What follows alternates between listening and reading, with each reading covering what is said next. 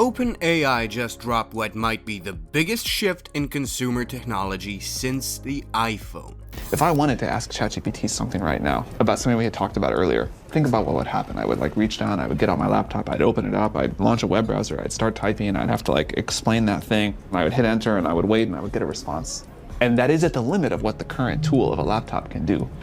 But I think this technology deserves something much better. I'm talking about a $6.5 billion all-stock acquisition of Johnny Ive's hardware startup, I.O., and a bold plan to launch a completely screen-free AI device, one they hope to ship 100 million units of faster than any product in history. Now, when I first saw the news making the rounds on Twitter, it didn't feel like the usual launch hype. This wasn't just another gadget. It looked like it could seriously change how we use AI in our daily lives. Hi, my name's Mihailo, and welcome to Evolving AI. So, why does this matter? Well, because of who's involved. You've got Sam Altman, the guy who arguably is the face of AI now, and Johnny Ive, the man responsible for designing the iPhone, iMac, and basically every Apple device you ever loved. Their partnership isn't just big, it could end up defining the future of AI hardware. And here's the kicker, they're not making a phone, or glasses, or anything you've ever seen before. It's not designed to put you deeper into your screen, it's meant to reduce your reliance on it altogether. Let me walk you through how this even came together. When I first started looking into it, the numbers blew my mind. $6.5 billion in stock, OpenAI's largest acquisition yet, all to bring Ive's new company, I.O., into the fold. And I.O. isn't just some startup with a cool pitch deck. It was founded a year ago by Johnny Ive and a team of Apple's most elite forward designers, people like Tang Tan, Evans Hankey, and Scott Cannon. Now, if those names don't ring a bell, they're the ones behind the iPhone, iPad, and Apple Watch. So yeah, this isn't a rookie team. Now, what's interesting is how this collaboration even started. 2 years ago, Altman and Ive started chatting about what the future of AI devices could look like. Back then, Altman was busy pushing OpenAI's boundaries with models like GPT, and Ive just launched his design firm, Love4. Now, what started as philosophical chats between two tech veterans turned out into a concrete plan to build something entirely new. Not just a new product, a new category. So, what is this device? Well, based on internal OpenAI leaks and staff briefings, it's a pocket-sized, screen-free AI companion that's context-aware. Sam Altman described it as something that could sit beside your MacBook and iPhone as a third core device. Not replace them, but add something fundamentally new. It'll be aware of your surroundings, able to process what's happening around you, and act as an intelligent bridge between you and the digital world. It won't have a screen, it won't be wearable, and it definitely won't try to be your next phone. Now that's important because one of the things Johnny Ive wanted to avoid was repeating the mistakes we've seen in this AI tech world.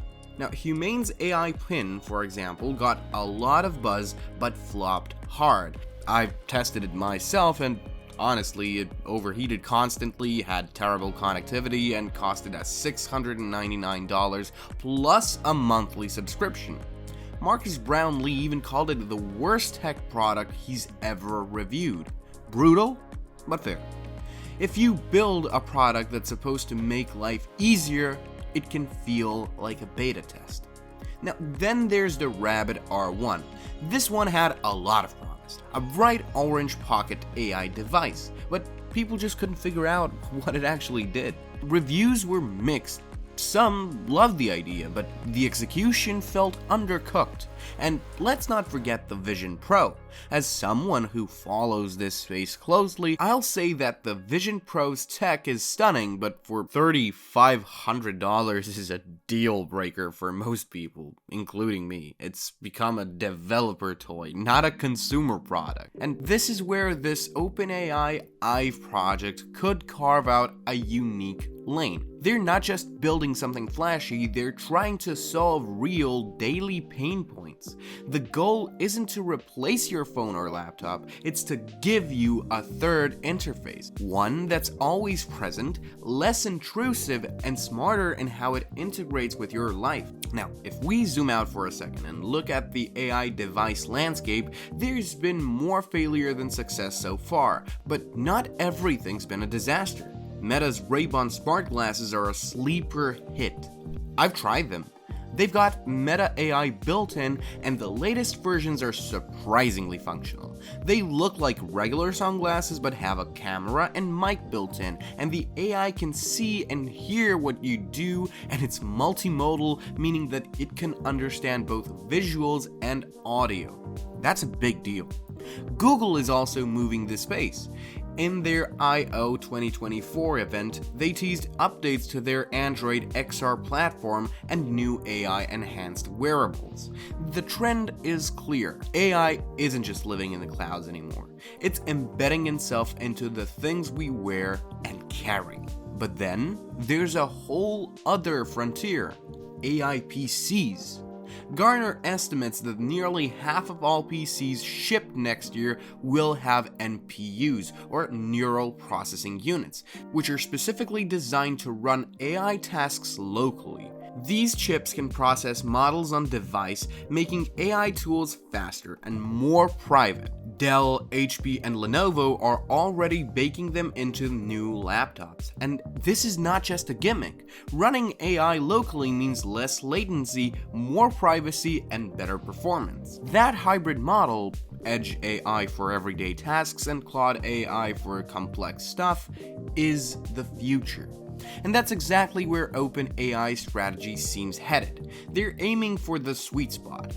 Speed from local chips, intelligence from the cloud, and a form factor that doesn't require you to stare at a screen all day.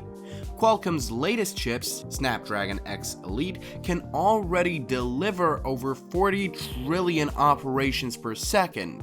Intel's Luna Lake NPUs are hitting similar numbers. Now, that's more than enough to run useful AI models on device. And what's the most exciting here is the direction that this could take us in the next 5 years. There's also the question of monetization. Let's be honest, subscriptions are going to be a big part of business models. Humane charged $24 a month. Rabbit is heading this way too. OpenAI already has ChatGPT Plus. It's not hard to imagine that this will be the road for OpenAI too, especially if you take into consideration that this device will come bundled with GPT usage, with higher tiers offering more queries, faster processing, or extra features. Sure, the device may sell at a cost, but the real money will be the recurring revenue. When this new device launches, it won't just ship with a handful of features. It'll likely come with an ecosystem of developers ready to plug in apps, integrations, and custom workflows. That was a major weak spot for Rabbit and Humane. So let's imagine a few killer use cases. You point your device at your fridge, it sees what's inside it and plans your meals for the week. Or you're at a party and can't remember somebody's name.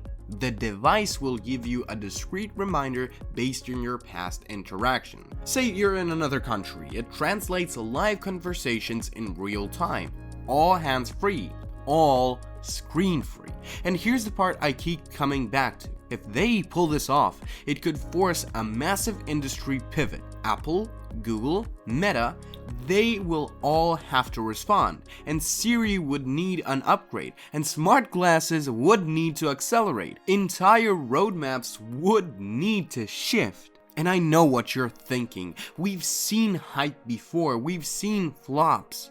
But we've never seen a team like this, with resources like this, take a swing this big. And that's why I think this could be the moment AI finally becomes invisible, just something that's there helping you live smarter without demanding your attention. A true evolution, not just another gadget. This is Mihailo, signing off.